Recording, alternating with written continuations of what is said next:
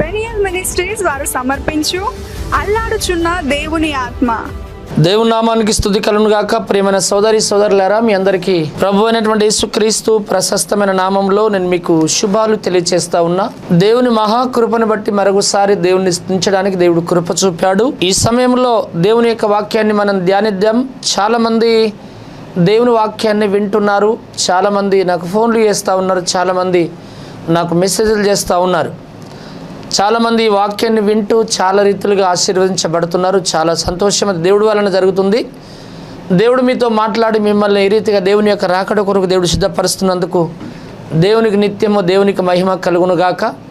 ప్రియమైనటువంటి సోదరి సోదరులారా, ఈ సమయంలో దేవుని యొక్క వాక్యాన్ని మీతో నేను పంచుకుంటాను. దానికి ముందు ప్రార్థన చేద్దాం. దయగలిగిన మా తండ్రి యేసయ్యా, నీ పాద చెంతకు వస్తున్నాం. ఇంతవరకు నీ మహాకృప మీరు మాతో ఉంచినందుకు స్తోత్రములు. ఇంతవరకు తండ్రి మీరు వాడుకున్నారు, మరలా తను ఈ రీతిగా వాడుకోబోతున్నందుకు నీ నామమునకు స్తోత్రాలు. నన్ను నేను నీ స్వాధీనంకి అప్పగించుకుంటున్నాను.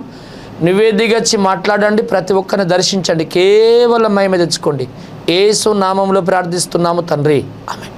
చూడండి ప్రియులారా, దేవుని యొక్క వాక్యంలో లూకా సువార్త 22వ అధ్యాయం 40 నుండి కొన్ని వచనాల వరకు నేను చదువుతాను. తర్వాత ఆయన బయలుదేరి తన వాడక చొప్పున ఒలీవల కొండకు వెళ్ళగా శిష్యులను ఆయన వెంట వెళ్ళిరి. ఆ చోటు చేరి ఆయన వారితో, మీరు శోధనలో ప్రవేశించకుండానట్లు ప్రార్థన చేయడని చెప్పి వారి యొద్ద నుండి రాతివేత దూరముగా వెళ్ళి మోకాళ్ళని, తండ్రి, ఈ గిన్నె నా యొద్ద నుండి తొలగించుటకు నీ చిత్తమైతే తొలగించుము, అయినను నా ఇష్టము కాదు, నీ చిత్తమే సిద్ధించును గాక అని ప్రార్థించెను. అప్పుడు పరలోక నుండి ఒక దూత ఆయనకు కనబడి ఆయనను బలపరిచెను. ఆయన వేదన పడి మరింత అతూరముగా ప్రార్థన చేయగా ఆయన చెమట నేలను పడుచున్న గొప్ప రక్త బిందువు వలె ఆయన ప్రార్థన చాలించి లేచి తన శిష్యుల యొద్దకు వచ్చి వారు దుఃఖము చేత నిద్రించుట చూసి, మీరెందుకు నిద్రించుచున్నారు? శోధనలో ప్రవేశించకున్నట్లు లేచి ప్రార్థన చేయడని వారితో చెప్పాను. చూడండి ప్రియులారా, ఈరోజు నేను బోధించే అంశం ఏంటంటే వేదనతో ప్రార్థన చేయుట అనే అంశాన్ని నేను మీకు బోధించాలనుకుంటున్నాను. యేసుక్రీస్తుల వారు 2024 సంవత్సరాల క్రితం ఈ లోకానికి వచ్చాడని, ఆయన 33.5 సంవత్సరాల లోకంలో జీవించాడని, అదే కాకుండా ఆయన జీవించిన కాలంలో ఎన్నో అద్భుతాలు చేశాడని, ఆయన ఈ భూమిని విడిచి దివికి వెళుతున్నప్పుడు, అనగా భూలోకాన్ని విడిచిపెట్టి పరలోక రాజ్యం వెళ్ళవలసిన సమయం గడియ దగ్గరికి వస్తున్నప్పుడు యేసుక్రీస్తుల వారు ఎప్పుడు చేసినటువంటి ప్రార్థన కంటే ఎక్కువగా ప్రార్థన చేశాడు. యేసుక్రీస్తుల వారు ఆరంభం నుండి ముగింపు వరకు యేసుక్రీస్తుల వారు చేసినట్టు ప్రపంచంలో ఎవరు కూడా ప్రార్థన చేయలేదు. మనం ప్రార్థన చేస్తున్నామంటే మనకంటే ముందు యేసుక్రీస్తుల వారే మనకు మాదిరి. ఒక వ్యక్తి గంటల తరబడి, ఒక వ్యక్తి నెలల తరబడి, ఒక వ్యక్తి 30 రోజులు, ఒక వ్యక్తి 40 రోజులు, ఒక వ్యక్తి 21 రోజు, ఒక వ్యక్తి 14 రోజులు, ఒక వ్యక్తి 7 రోజులు, ఒక వ్యక్తి 3 రోజులు ఉపవాసం పడుతున్నారు కొంతమంది. అదే కాకుండా మరికొంతమంది దీక్షలు పడుతూ ఉన్నారు, మరికొంతమంది మౌన దీక్షలు పడుతూ ఉన్నారు, మరికొంతమంది ఏమి తినకుండా దీక్షలు పడుతూ ఉన్నారు, ప్రార్థనలు చేస్తూ ఉన్నారు. ప్రియులారా, ఈ రీతిగా ప్రార్థన చేస్తున్నారంటే అది మన గొప్పతనం ఏమి కాదు, కానీ మనకంటే ముందు యేసుక్రీస్తుల వారు 40 రాత్రులు 40 పగళ్ళు ఆ యొక్క అరణ్యంలో, ఆ కొండపైన యేసుక్రీస్తుల వారు అడవి మృగాల మధ్య వేదనతో ప్రార్థన చేసిందని పరిశుద్ధ బైబిల్ గ్రంథంలో రాయబడింది. ప్రియులారా, ఈరోజు మనం ప్రార్థన చేస్తున్నామంటే మనకు మాదిరి యేసుక్రీస్తుల వారే. మనకంటే ముందు యేసుక్రీస్తుల వారి గంటల తరబడి ప్రార్థన చేశాడు. ఈరోజు మనం ఒక జాము చేస్తున్నామంటే యేసుక్రీస్తుల వారే రేయి మొదటి జామున లేచి ప్రార్థన చేశాడు. అదే కాకుండా ఈరోజు నైట్ అంతా చేస్తున్నామంటే రాత్రింబగళ్ళు ఏనాడు యేసుక్రీస్తుల వారు ఆయన అడవి మృగాల మధ్య కొండపైన యేసుక్రీస్తుల వారు ప్రార్థన చేశాడు.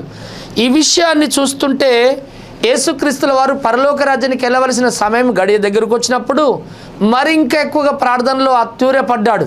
అంటే బైబిల్ గ్రంథంలో వేదనతో ప్రార్థన చేశాడు. ప్రియులారా, ఏమని ప్రార్థన చేశారంటే తనకు ఒక వాడుక ఉంది. ప్రతినిత్యం ఒలీవల అనేటటువంటి కొండకు వెళ్ళి యేసుక్రీస్తుల వారు ఆయన ప్రార్థన చేయడానికి ఆ స్థలానికి వెళ్ళేటటువంటి వాడు. తర్వాత ఆయన బయలుదేరి తన వాడుక చొప్పున ఒలీవ కొండకు వెళ్ళాడు. ఒలీవ కొండకు వెళ్ళడం ఎందుకొరకు? నైట్ అంతా పడుకోవడానిక, నిద్ర తీయడానిక, రెస్ట్ తీసుకోవడానిక, ఎంజాయ్ చేయడానికి అంటే కాదు. యేసుక్రీస్తుల వారు 33.5 సంవత్సరాల లోకంలో జీవించిన కాలమంతా కూడా దినమంతా పనులు చేశాడు. అనగా అద్భుతాలు చేశాడు, రోగులను స్వస్థపరిచాడు, దయ్యాలు వెళ్ళగొట్టాడు, వాక్యాన్ని బోధించాడు, సువార్త ప్రకటించాడు, అద్భుతాలు చేశాడు. ఇవన్నీ దినమంతా చేస్తూ రాత్రంతా ఒలివ కొండకు ఎందుకు వెళ్ళాడంటే ప్రార్థన చేయడానికి వెళ్ళిండని బైబిల్ గ్రంథంలో దేవుని యొక్క వాక్యంలో రాయబడింది. కాబట్టి ప్రియులారా, యేసుక్రీస్తుల వారు ప్రార్థన చేశాడు. తర్వాత ఆయన బయలుదేరి తన వాడిక చొప్పున ఒలివ కొండకు వెళ్ళగా శిష్యులను ఆయన వెంట వెళ్ళిరి. ఆ చోటు చేరి వారితో, మీరు శోధనలో ప్రవేశింపకుండానట్లు ప్రార్థన చేయడని చెప్పి వారి యొద్ద నుండి రాతివేత దూరము వెళ్ళి మోకాల్లోని, తండ్రి, గిన్నె నా యొద్ద నుండి తొలగించుటకు నీ చిత్తమైతే తొలగించు, అయినను నా ఇష్టము కాదు, నీ చిత్తమే సిద్ధించును గాక అని ప్రార్థించాడు. అదే కాకుండా అప్పుడు పరలోకం నుండి ఒక దూత ఆయనకు కనబడి ఆయనను బలపరిచెను. ఆయన వేదన పడి మరీ అతూరముగా ప్రార్థన చేయగా, ప్రియులారా, అతూరముగా ప్రార్థన చేశాడు. అనగా వేదనతో ప్రార్థన చేశాడు, చాలా వేదనతో ప్రార్థన చేశాడు. దేవుని యొక్క వాక్యంలో లూకాసు వార్త 19:41 నుండి కొన్ని వచనాల వరకు చదివితే, ఆయన పట్టణమునకు సమీపించినప్పుడు దాన్ని చూసి దాని విషయమై ఏడ్చాడు. ఏమని ఏడ్చాడంటే, నీవును ఈని దినములందైనను సమాధాన సంబంధమైన సంగతులను తెలుసుకొనని ఎడల నీకెంతో మేలు, ఆ గాని ఇప్పుడు అవి నీ కన్నులకు మరుగు చేయబడినవి. ప్రభువుని దర్శించిన కాలం నీ వెరగకుంటివి గనుక నీ శత్రువులు నీ చుట్టూ గట్టి కట్టి ముట్టడి వేసి అన్ని ప్రక్కలను నిన్ను అరికట్టి నీలోనున్న నీ పిల్లలతో కూడా నిన్ను నేల కలిపి నీలో రాతి మీద రాయి నిలిచి ఉండ నీ అని దినములు వచ్చునని చెప్పాడు. అంటే ప్రియులారా, ఇక్కడ బైబిల్ గ్రంథంలో యేసుక్రీస్తుల వారు ఇక్కడ ఏం చెప్తున్నట్టే ప్రార్థన చేస్తూ ఉన్నాడు. అదే యోహాను సువార్త 10:1 ఏమి రాయబడిందంటే, యేసు ఈ మాటలు చెప్పి ఆకాశం వైపు కనులెత్తి ఇట్లనెను, తండ్రి, నా గడియ వచ్చి ఉన్నది, నీ కుమారుడు నిన్ను మహిమపరచునట్లు నీ కుమారుణ్ణి మహిమపరచుము. నీవు నీ కుమారునికిచ్చిన వారందరికీ ఆయన నిత్య జీవం అనుగ్రహించినట్లు సర్వ శరీరుల మీదను ఆయనకు అధికారం ఇచ్చితివి అని ప్రార్థన చేశాడు యేసుక్రీస్తుల వారు. అదే కాకుండా ఆ యొక్క మార్కు సువార్త 14:32 నుండి 36 వరకు, మత్తయి సువార్త 26:36 నుండి బైబిల్ గ్రంథంలో దేవుని యొక్క వాక్యంలో 45 వరకు యేసుక్రీస్తుల వారు గెత్సెమనే తోటలోనికి వెళ్ళి ఆయన మరీ అతూరముగా ప్రార్థన చేశాడు, వేదనతో ప్రార్థన చేశాడు. ఎందుకంటే నేను ఈ లోకాన్ని విడిచిపెట్టవలసిన గడియ దగ్గరికి వచ్చింది, నా శిష్యులను విడిచిపెట్టి వెళ్ళిపోయి గడియ దగ్గరికి వచ్చింది, నన్ను వెంబడించినటువంటి ప్రజలను విడిచిపెట్టే గడియ దగ్గరికి వచ్చేసింది. అయ్యో, నా ప్రజల మేలు ఎట్లా కాపాడబడాలా, అయ్యో నా ప్రజల పరిస్థితి ఏంది, నా బిడ్డల పరిస్థితి ఏందని చెప్పి మరి వేదనతో ప్రార్థన చేశాడని బైబిల్ గ్రంథంలో స్పష్టంగా రాయబడింది. ప్రియులారా, యేసుక్రీస్తుల వారు అదే కాకుండా ఆయన బ్రతుకున్నప్పుడు ఆయన ప్రార్థన చేయడమే కాకుండా యేసుక్రీస్తుల వారు సిలువలో వ్రేలాడుతున్నప్పుడు కూడా ఆయన చేసే ప్రార్థన ఏంటిదంటే తెలుసా?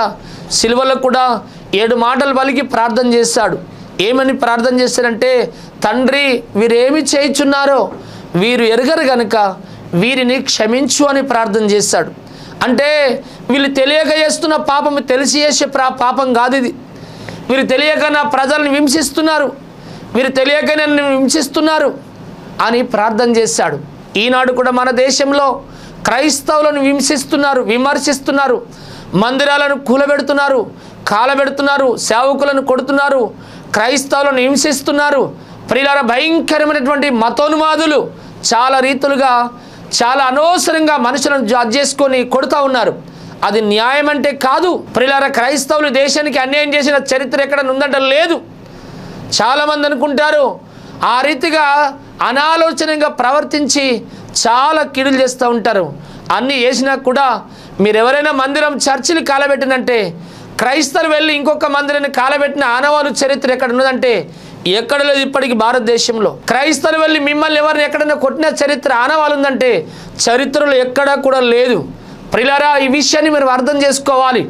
ప్రియులారా, దేవుని యొక్క వాక్యాల్లో యేసుక్రీస్తుల వారు శిలువ మీద వ్రేలాడుతూ చేస్తున్న ప్రార్థన, యేసు ప్రభుల వారిని కొట్టిన వారిని, తిట్టిన వారిని, ఆయన మీద ఉమిసిన వారిని, ఆయనను పిడిగుద్దులు గుద్దిన వారిని, ఆయన మీద సిలువను మోపిన వారిని, ఆయనను కొరడలతో కొట్టినటువంటి వారిని, ప్రియులారని ఎగతాళి చేసినటువంటి వారిని, ఆయనని ఏలని చేసిన వారిని అందరినీ కూడా ఏమని ప్రార్థన చేస్తున్నాడో తెలుసా? తండ్రి వీరేమి చేయుచున్నారో వీరు ఎరుగరు కనుక వీరిని క్షమించు అని చెప్పి యేసుక్రీస్తుల వారు క్షమాహృదయం కలిగిన ప్రార్థన చేస్తూ ఉన్నాడు. దేవునికి స్తోత్రం, హల్లెలూయా.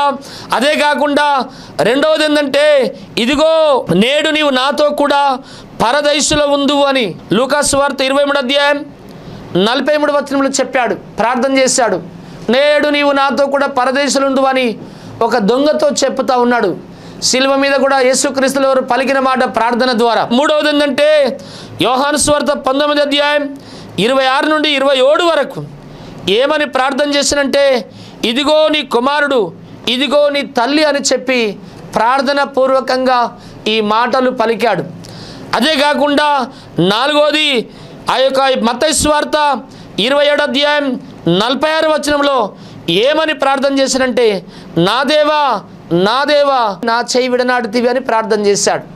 యేసుక్రీస్తుల వారు ఆ యొక్క భూమి మీద బ్రతుకున్న కాలమంతా కూడా చేసిన ప్రార్థనే కాకుండా ఆయన శిలువ మీద వేలాడుతున్నప్పుడు కూడా, తండ్రి వీరేమి చేయుచున్నారో వీరు ఎరగరు కనుక వీరిని క్షమించు అని ప్రార్థన చేశాడు.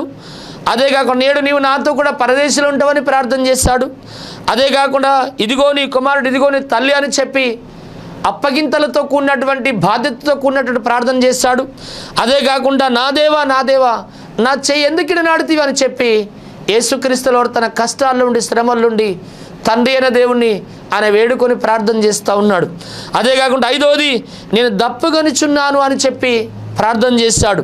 ప్రియులారా, బైబిల్ గ్రంథంలో దేవుని యొక్క వాక్యంలో యోహాను సువార్త 19వ అధ్యాయం 28వ వచనంలో నేను దప్పికొనిచున్నా, నాకు దాహం కావాలి, తండ్రి నా దాహాన్ని తీర్చు అని చెప్పి తన కష్టకాలంలో నేను దప్పికొనిచున్నానని చెప్పి ప్రార్థన చేశాడు. అదే కాకుండా ఆరోది ఏంటంటే యోహాను సువార్త 19వ అధ్యాయం 30వ వచనంలో సమాప్తమైనది అనగా ఈ లోకం సమాప్తం చేయవలసిన కార్యాలన్నీ కూడా సమాప్తమైంది. శరీరధారికి లోకం నుండి తండ్రి నువ్వు నాకు అప్పగించిందంతా కూడా సమాప్తాన్ని నమ్మకంగా చేసి నేను ముగించేస్తున్నా, అయిపోయింది నా పనిగా, ఈ భూమి మీద నేను వచ్చేస్తున్నా, సమాప్తం అయిపోయిందని చెప్పి ప్రార్థన చేస్తూ ఉన్నాడు. అదే కాకుండా ఏడవది ఏంటంటే లూకాసు సువార్త 23వ అధ్యాయం 46వ వచనంలో తండ్రి నీ చేతికి నా ఆత్మని నేను అప్పగించుకుంటున్నా, నా ఆత్మ నీ రాజ్యం తీసుకో అని చెప్పి ఆయన ప్రార్థన చేస్తూ ఉన్నాడు.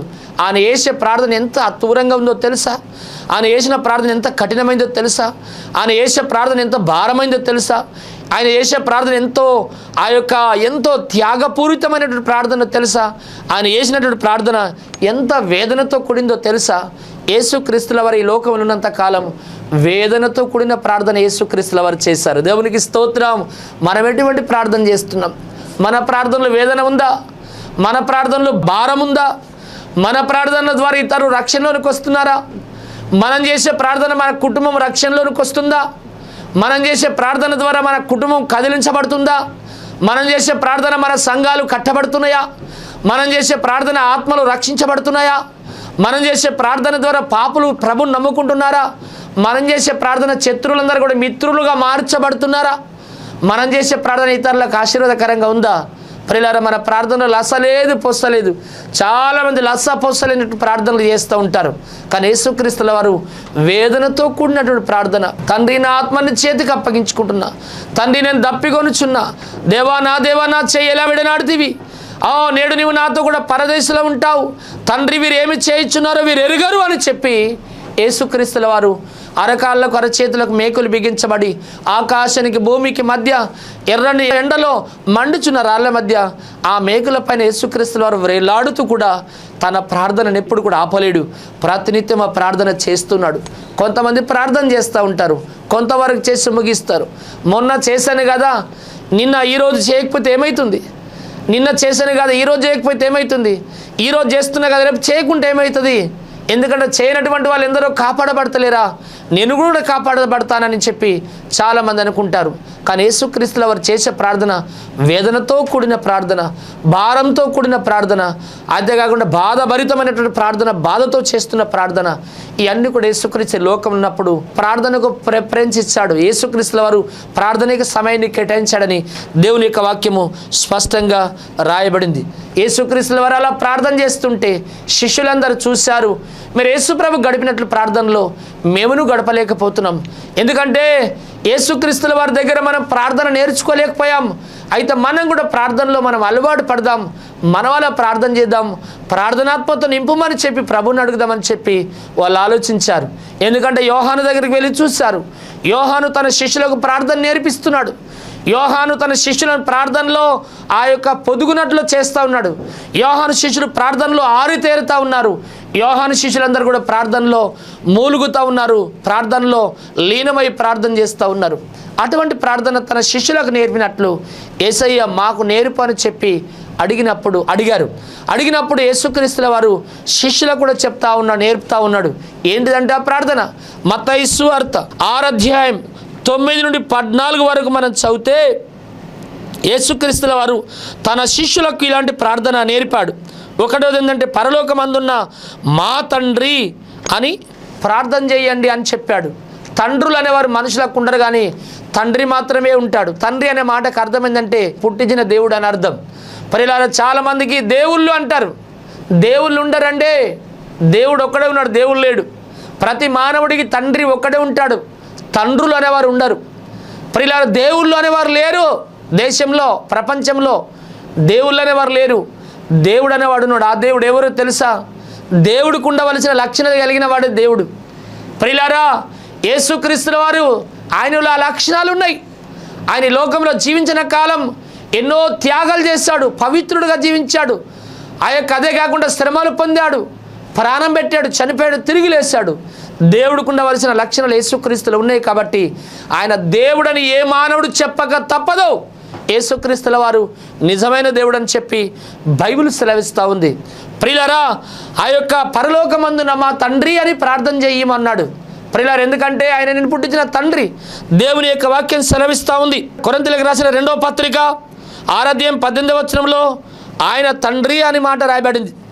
మత్తయి సువార్త 5 అధ్యాయం 16వ వచనంలో పరలోకపు తండ్రి అనే మాట రాయబడింది. మత్తయి సువార్త 6 అధ్యాయం 1 నుండి ఆ యొక్క 17 వరకు 6 అధ్యాయం 1వ వచనం, 4వ వచనం, 6వ వచనం, 8వ వచనం, 17వ వచనాల్లో ఆయన తండ్రి అనే మాట రాయబడింది.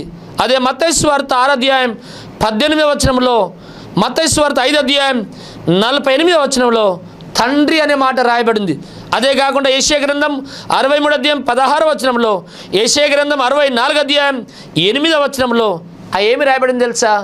ఆయన కుమ్మరి వాడట, మన మట్టి అట, ఆయన తండ్రి అట, మనం ఆయన బిడ్డలమట. దేవునికి స్తోత్రం. 100వ దావీదు కీర్తన 1వ వచనం 4వ వచనం వరకు చదివినట్లయితే మనం ఆయన వారమట, ఆయన పాలించు ప్రజలమట, ఆయన మేపే గొర్రెలమట, ఆయన పుట్టించినటువంటి ప్రజలమట, ఆయన మనకు తండ్రి అట, మనం ఆయనకు పిల్లలమని చెప్పి పరిశుద్ధ బైబిల్ గ్రంథం స్పష్టంగా రాయబడింది. దేవునికి స్తోత్రం. హల్లెలూయా. ప్రియులారా పరలోకమందున తండ్రి అని చెయ్యండి అని ప్రార్థన నేర్పించాడు యేసుక్రీస్తుల వారు. రెండవది ఏంటంటే ఎటువంటి ప్రార్థన నేర్పించాడంటే నీ నామం పరిశుద్ధపరచబడునుగా కానీ ప్రార్థన నేర్పించాడు. ఎందుకంటే యేసుక్రీస్తుల వారు పరిశుద్ధుడు, ఆయనలో పాపము లేదు. హెబ్రీయులకు రాసిన పత్రిక 7:26 వచనాల్లో ఆయన నిర్దోషట, నిష్కల్మషుడట, పాపలతో చేరక ప్రత్యేకంగా ఉన్నటువంటి వాడట. యోహాను సువార్త 8 అధ్యాయం 46 వచనంలో నాలో పాపమున్నదని మీలో ఎవడు నిరూపిస్తాడు సవాలని చెప్పి సవాలు విసిరాడు. ఈ లోకములు అందరూ పాపులే అని చెప్పి బైబిల్ సెలవిస్తుంది. రోమాపత్రిక 3:11, రోమాపత్రిక 3:14, 16 వరకు, రోమిలకు రాసిన పత్రిక 3 అధ్యాయం 23వ వచనం, 24వ వచనంలో ఏ భేదం లేదు, అందరూ పాపులే అనే మాట రాయబడింది. దేవుని యొక్క వాక్యంలో ప్రసంగి 7:20-21లో పాపము చేయకుండా నీతిమంతుడైన వాడు భూమి మీద ఒక్కడైనా లేడట. ఏ కులములో అయినా సరే, ఏ మతంలో అయినా సరే ప్రతి ఒక్కరు కూడా పాపులు అనే మాట బైబిల్లో రాయబడింది. ప్రియులారా ఈరోజు వాక్యం వింటున్నా నీవు ఆయనను అంగీకరించరేమో, ఎందుకంటే మానవులమైన మనం జన్మ కర్మ పాపులమైనాం కాబట్టి ప్రియులారా మన పాపాలు పోలంటే ప్రభుని అంగీకరించాలి. ఎందుకంటే ఆయన పరిశుద్ధుడు, ఆ పరిశుద్ధ దేవుని మనం కలిగి ఉండాలి. ఆ పరిశుద్ధ నామమును స్మరించాలి. కానీ ఈ లోకంలో ఏ నామమును స్మరించడానికి వీల్లేదు. ఆయన ఒక్కడు మాత్రమే పరిశుద్ధుడని బైబిల్ సెలవిస్తూ ఉంది. దేవుని యొక్క వాక్యంలో లూకా సువార్త 1:49 ఆయన నామం పరిశుద్ధము అనే మాట రాయబడింది. కీర్తనల గ్రంథం 111 దావీదు కీర్తన 9 ఆయన నామం పరిశుద్ధమైనది, ఆయన నామం పూజింపదగింది. ఆయన నామం ఒక్కడే పరిశుద్ధుడు. ఆయన తప్ప ఈ లోకంలో ఎవరు కూడా పరిశుద్ధులు లేరు. ఆయన నామం ఒక్కడే నామం పూజింపదగింది. ఈ లోకంలో ఎవరిని పూజించినా నువ్వు మోక్షం పోవు, నీ పాపక్షమాపణ నీకు దొరకదు. ఆయన పరిశుద్ధుడు, ఆయన పూజకరుడు, పూజింపదగినటువంటి వాడు. ఆయనను అంగీకరిస్తే నీ జీవితం ఎంతో ధన్యమవుతుంది. అదే కాకుండా నా ప్రియ సహోదరుడా 99 దావీదు కీర్తన 9 ఆయన పరిశుద్ధ అలంకృతులు ధరించుకొని ఆయన సన్నిధిలో సాగిలపడండి. ఆయన పరిశుద్ధుడు పరిశుద్ధుడు పరిశుద్ధుడు అనే మాట బైబిల్లో రాయబడింది.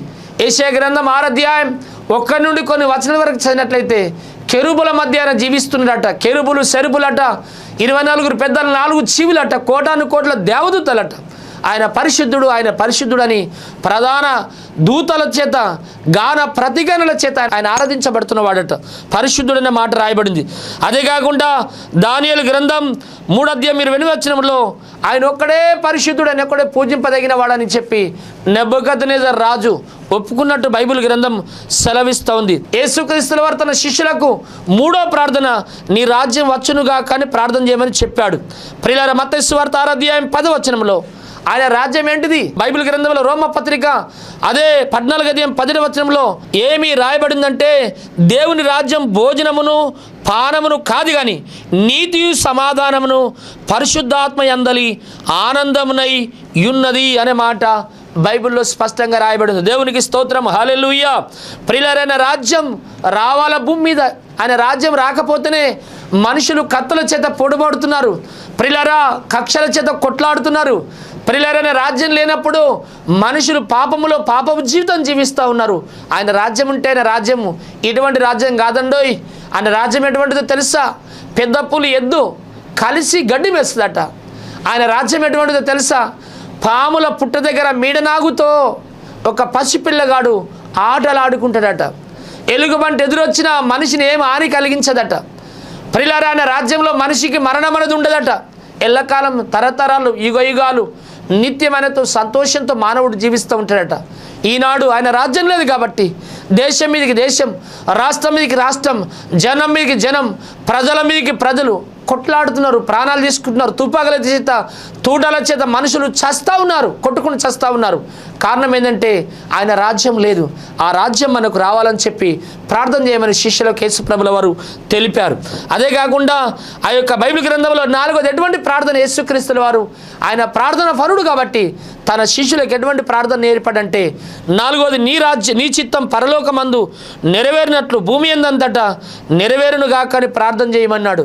అదే మత్తయి సువార్త 6:10 ప్రియులారా, ఆయన చిత్తం పరలోకమందు నెరవేరింది కానీ భూమి మీద ఇంకా నెరవేరలేదు. ఆయన చిత్తం ఏమిటి? ఆయన చిత్తం ప్రియులారా, బైబిల్ గ్రంథంలో దేవుని యొక్క వాక్యంలో ఏంటిది ఆయన చిత్తం అంటే?